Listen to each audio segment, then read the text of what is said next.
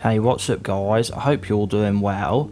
I thought I'd just upload a quick video sharing my initial impressions on Jurassic World Evolution 2. Kind of like a mini review I guess for my thoughts so far on what I have played of it. I got the game yesterday and I played it for a few hours then, and I've been playing it today as well. So this will be my initial thoughts on it, and I may do a full review once I've completed it. I haven't decided yet. I thought what I'd do here is first a rundown of my first impressions, and then what changes they've implemented since the first game that I like and those that I don't like. The version I have is the PS4 version, so some things may be different to other versions like performance and graphics, which I'll touch on later. I have captured some footage of the game, so I'll show that to help illustrate some of the stuff I'm talking about. So far I am enjoying the game. I first started playing the campaign and then a little bit of what they call chaos theory mode, which is where it has levels based on each of the movies. So in the main campaign, it's a bit different to the last game. This time the story isn't about building Jurassic World parks in the 5 depths. Instead, this time you are working for the Department of Fish and Wildlife, and it takes place in the USA. Some of the maps are Arizona, one was Oregon, and the one I'm up to at the moment is Yosemite. Yosemite National Park, I think, or something.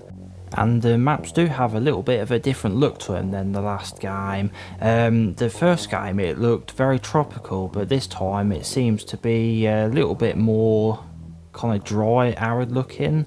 One of the maps is desert, which was the Arizona one. There's another one which was snowy. And then another one, what I'm on now, is looks more like a pine forest or something like that. There was one which I actually thought looked really nice, which is it looked like it was autumn and the trees were all green and yellow and red. I did like that one, looked really nice. So when you start as well, it has when you first start either the campaign or one of the movie levels for the chaos theory mode. When you start them, it has these really cool 3D style cutscenes which kind of look a bit like a 3DS game, which I really liked and I thought they looked really cool. I'm not entirely sure yet, as I haven't seen all the maps, is that they are still kind of small, which was a common complaint from the first game. But as I said, I haven't seen them all yet, so there may be some bigger ones hopefully. In some, they do look quite big, but they have, like, overall they're big, but they do have a build area and a wild area. The build area is where, you know, obviously you can build the buildings, but then the wild area is like you sort of drive out in the Jeep, and then that's where you capture some dinosaurs and bring them back to put them in the cages. So I'm not sure, but if maybe in sandbox mode, if you can build on the whole thing, then that'll be good, but I'm not sure yet. Another issue that I remember is that when you've built a lot of stuff and the map starts getting a bit busy, the game will start to get a bit laggy and stutter when you move about. The worst was when you drive the Jeep around. It was noticeable, still perfectly playable though, but it was a little bit annoying still. Though as I am playing on PS4, I do understand that the hardware is pretty outdated now, so I'd hope that this doesn't happen on PS5 or Xbox Series X, since they have more RAM and stuff like that. But I do remember that from the last game on PS4 as well. And now in gameplay terms, overall it is very similar to the first game. If you've played the first game, you'll pick up pretty quickly. I haven't played the first game in a while, but after a little while playing this, it'll start to come back to me. one of the first things I noticed was that some of the processes now have a few more steps added to them. Like in the gameplay, there definitely is more stuff to micromanage this time. For example, in the first game, when you go on a dinosaur, like when you hover over it and it tells you their stats, like their stress level and if they're sick. But in this game, it doesn't just tell you that, you actually have to tell a ranger jeep to go and inspect each dinosaur with binoculars, and then it will tell you. Which I'm kind of in two minds over. On the one hand, that is more realistic and it's pretty cool, but on the other, it can make something as simple as if you just want to check the dinosaur stats a bit, it makes it a little bit more tedious than it used to be in the first game. So I guess that comes down to individual opinion and how involved you want the experience to be. And again, with the research, you don't just build the research centre and choose stuff to research like last game. This time you actually have to choose scientists to hire and then manually allocate them to research stuff.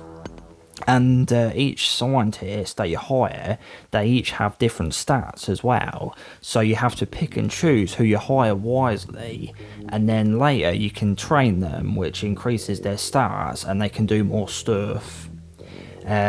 Which leads me to the next thing, is that in the campaign at least, it might be different in some other it might be different in the other modes, but this time, as the game is set after Fallen Kingdom, the dinosaurs are already made and escape the Lockwood Manor. So instead of sending out dig teams to get DNA, like the last game, you actually send your scientists out on expeditions to capture dinosaurs instead, and then they get brought back by helicopter. But it works in a similar way where it has like the world map, and then where you choose a dig site, but now you sort of choose just a location where it says there's been some dinosaurs sighted.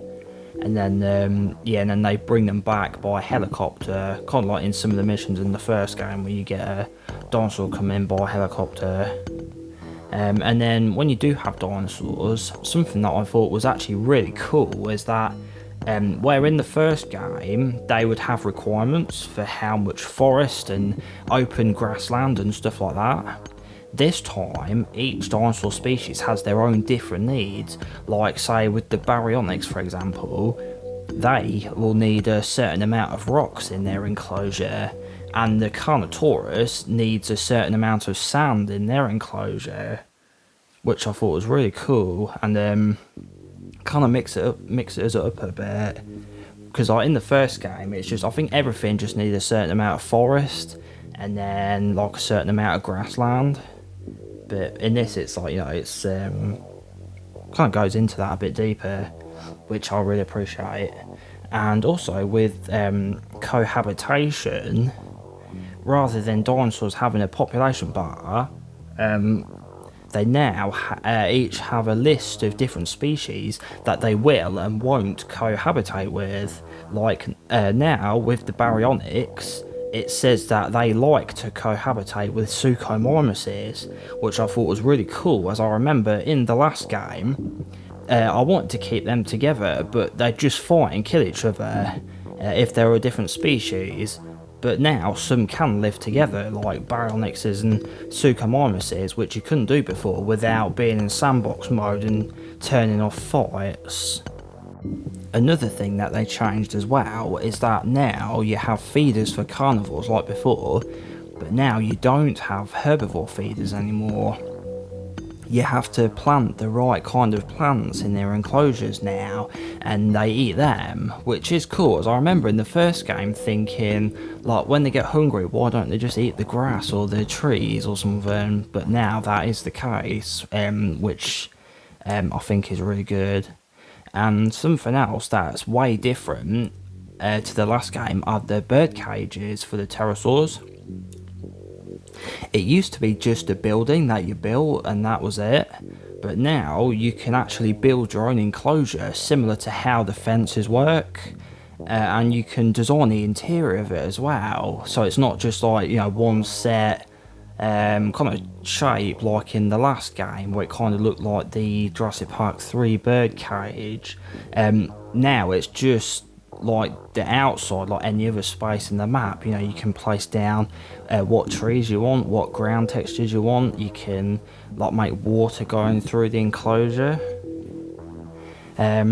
Unfortunately, I haven't reached the part yet where you get the Mosasaurus, so I can't talk about that, unfortunately, but that'll probably come up soon, I think.